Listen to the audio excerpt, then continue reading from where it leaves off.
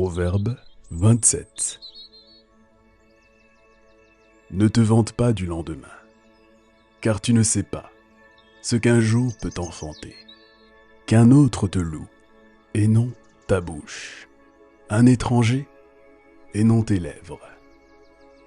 La pierre est pesante, et le sable est lourd, mais l'humeur de l'insensé pèse plus que l'un et l'autre. La fureur est cruelle, et la colère impétueuse.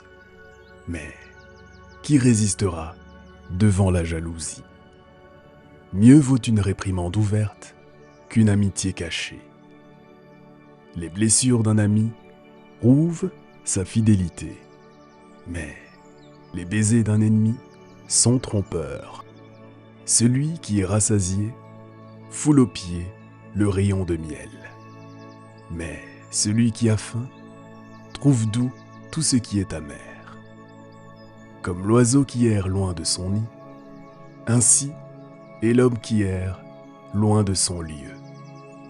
L'huile et les parfums réjouissent le cœur, et les conseils affectueux d'un ami sont doux.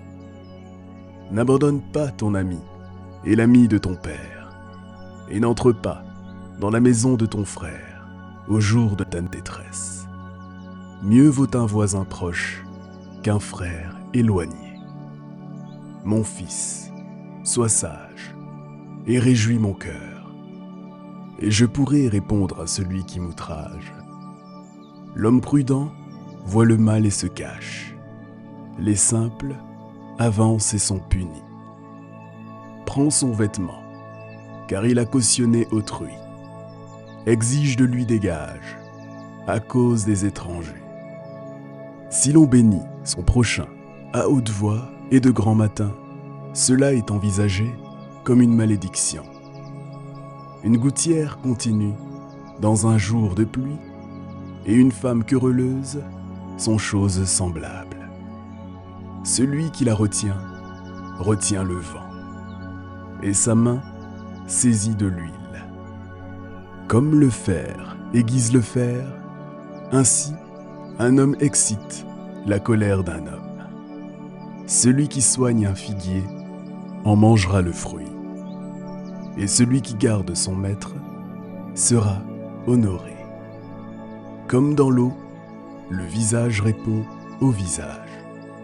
Ainsi le cœur de l'homme répond au cœur de l'homme. Le séjour des morts et l'abîme sont insatiables. De même, les yeux de l'homme sont insatiables. Le creuset est pour l'argent, et le fourneau pour l'or. Mais un homme est jugé d'après sa renommée. Quand tu pilerais l'insensé dans un mortier, au milieu des grains avec le pilon, sa folie ne se séparerait pas de lui. Connais bien chacune de tes brebis. Donne tes soins à tes troupeaux, car la richesse ne dure pas toujours, ni une couronne éternellement.